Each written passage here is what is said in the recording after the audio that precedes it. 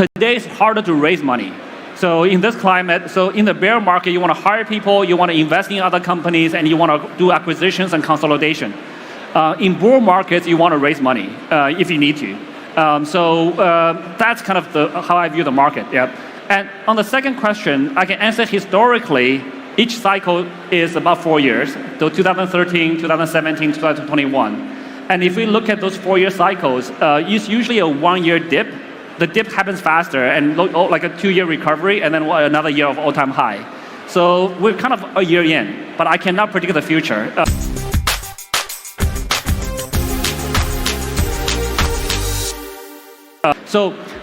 Technology is neutral. So the earlier the different person, companies, banks, financial institutions, or even countries, the earlier they adopt this new technology, the more powerful they will be in the future.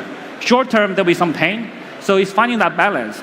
I actually view that countries that want to be strong later should adopt this technology. Great. I got into crypto in 2013 when a friend of mine says, CZ, you should consider moving 10% of your net worth into Bitcoin. There's a small chance you will go to zero. There's a higher chance you will go 10x. And if it does 10x, you double your net worth. I was like, okay, that's a pretty serious recommendation. So after that, I looked into it. I didn't do 10%. I went all in. So every time when there's historically, Bitcoin goes through 4-year cycles. 2013 was all-time high. 2017 was an all-time high. 2021 was all-time high. But each one of them was higher than the previous one. But history doesn't predict the future. It doesn't mean in the future it will go high or low. So I think you guys got to make that judgment for yourself. But the technology is growing. The technology is being evolved. So if you look at the fundamental industry, it's not going away. It's a concept that's in hundreds of millions of people's heads. You can't erase a concept like that. So today you can shut down the internet. There will be internet too. There will be Starlink, there will be other things. You can shut down one blockchain, but there will be other blockchains. So the technology is not going away. There's millions of developers in the industry still developing applications. It's just going to get bigger. There will be a lot of failures, just like the internet, just like any startup industry. So there's a lot of risk. There's a lot of volatility, but the industry is growing. We don't view other players as competition. The industry is so small. So today, if we look at crypto adoption, it's probably less than 5%. Out of 100 people, this crowd may be different. But out of 100 random people on the street, maybe less than 5 people have some kind of crypto. And if you look at net worth, out of that 5%, probably on average, less than 10% of their net worth is in crypto. So net worth-wise, it's probably less than 0.5% adoption. When you're in an early, unsaturated market, you want as many players to be in the industry as possible. So the more players that join, the better, because every player will develop their own, they will push the boundaries of the ecosystem. This is a very common problem for any new industry, right? If you think about the internet again, when internet first started, I think I used 24 baud modems. They take like 2 minutes to dial up through a phone, and then it's called the World Wide Web back then, right? E-commerce didn't work. There was credit card fraud. About 1 million developers in the ecosystem already. There's some really smart ones, like Vitalik, a bunch of other guys. They're all working on this problem. So, and the speed increments is not going to come from one thing. It's going to come from many little different things, right? It's very similar to the computers. There was a faster CPU. There was a faster bus. There was a faster RAM. There's a faster cable. So all of those things combined, you'll get better. So I'm very, very confident technology grows at an exponential rate. So you will get there. I don't know how, but with that many developers, so we just got to fund developers. Today, Binance's role, I view Binance's role as a platform for other platforms. So we can help other developers. We can invest in them. We can give them liquidity. We can list their tokens, and we want to support the ecosystem to grow. No one can stop it, right? So technology progression comes from millions of minds, all working on fine-tuning, improving something collectively, and then over different times, the technology will improve. Even if Binance stops today, the industry will continue to grow. It's going to happen. I don't know how, but I kind of know how, but not specifically. So we just want to be part of it. Metaverse and your project that you're mentioning is at an early stage. So you guys are the pioneers or the prototype guys. So at that early stage, yes, you do have to spend a lot of time explaining to people what metaverse is. Like, 5 years ago, we do that with crypto. Like, what is Bitcoin? Why is it not a scam? Stuff like that. And then in that early stage, you have to do a lot of more education instead of just selling your product, which makes it very tricky, to be honest. So in the bear market, there's much less things to do. So there's less partying, there's less, just less exciting stuff. So you just gotta build. But more seriously, in a bear market, it's actually easier to hire talent. Because in a bull market, like a year ago, a college grad with knowing a little bit of Solidity programming costs a lot of money. The salaries they demand are just doesn't make sense to me. So, but now it's come down to very reasonable levels. So it's easier to hire people. It's easier to grow. It's also easier to invest in other companies. A year ago, every project was worth over $100 million. Even pre-product, just 6-pager white paper is $100 million. Today, the valuations are much more reasonable.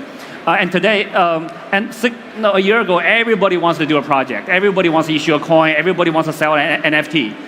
Today, only the strong founders are doing that now. So the selection is actually much better. Today, it's harder to raise money.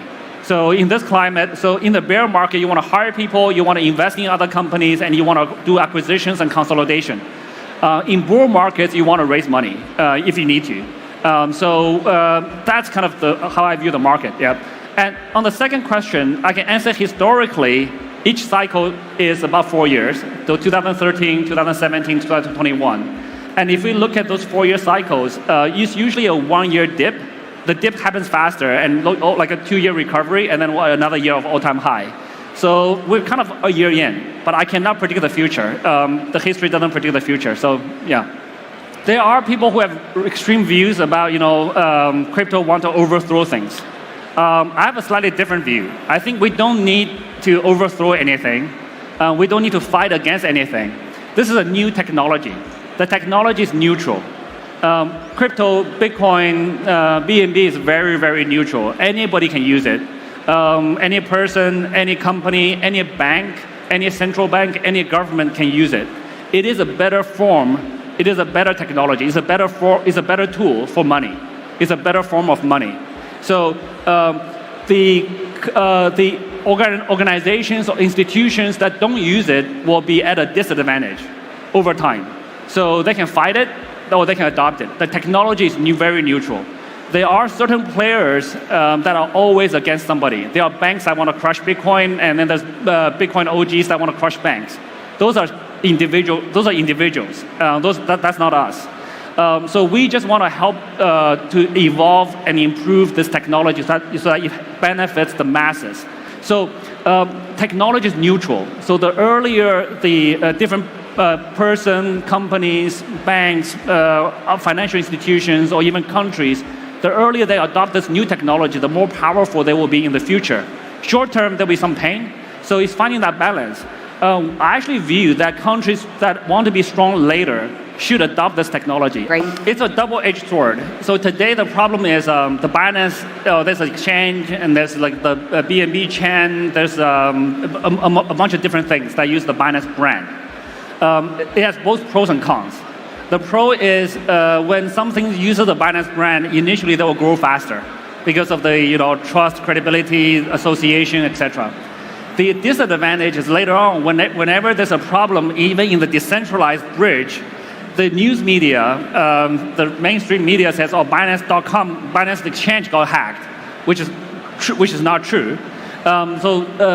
Can't blame them, to be honest. It's very easy to make that confusion because not all journalists know this industry that well. Today, given the crypto adoptions at like either 0.5 to 5%, we can't expect the mass population to understand little intricate details about the difference between Binance.com versus BNB chain versus BNB beacon chain versus the bridge between them. So that one is like actually a very reasonable mistake to make. And when one journalist make a mistake, every other journalist copy it. So that's how the industry works today. Twitter gives us our voice. So Twitter gives us the small guys, the new guys, our voice. So it's fine. It's not a big problem. We clarified that. I think anybody who cares understood it. it is what it is. Yeah. So I think there is a lot of pressure from different points. There's a lot of issues. If you don't want any issues, you should stop doing anything, right? If you do nothing, even if you do nothing, you have a different set of problems. You might be poor. So you have to deal with issues if you run a business. But for me, fundamentally, I don't have a lot of serious pressure because I know we're doing the right thing. I know we're doing a very meaningful thing that help hundreds of millions of people today, and hopefully billions of people tomorrow. A very meaningful impact. We're improving people's lives. So for me, this is the most meaningful thing. This is the most impactful thing I could be doing with my life. So there's nothing else that I could do that's better. A year ago, we got quite a few regulatory warnings. Today, we're the most licensed exchange in the world. We have 15 licenses globally, and then we have 46 state licenses in the United States. So there was a problem, we fixed it. And there's many other problems we have to fix, but that's okay. We also have a very strong team, so I'm not that stressed out. The current way most blockchains are designed, they're semi-anonymous, they're pseudo-anonymous, which means that, look, all the transactions are public on-chain, you just don't know who it belongs to. But when you have big data, it's actually not that hard to figure out who it belongs to over time. And it's already been done at a very sophisticated scale. There's firms that specialize in it.